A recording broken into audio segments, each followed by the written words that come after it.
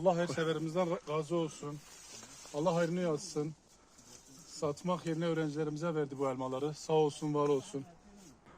Sağ olsun mahalledeki bir velimiz bahçesindeki elmaları satmak yerine okulumuza bağışladı.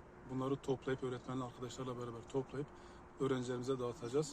Çok örnek bir davranış oldu. Allah hayrını yazsın inşallah. Bu tür davranışları başka velilerimizden ve vatandaşlarımızdan da bekliyoruz. Allah hayrını kabul etsin.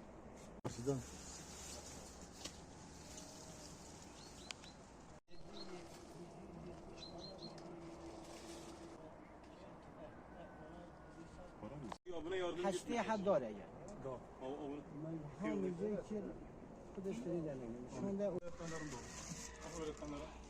Ama hepsini hakşiye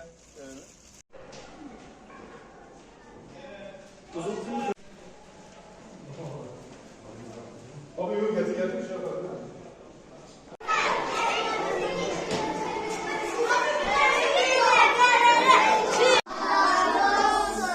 Teşekkür ederim. Teşekkür ederim.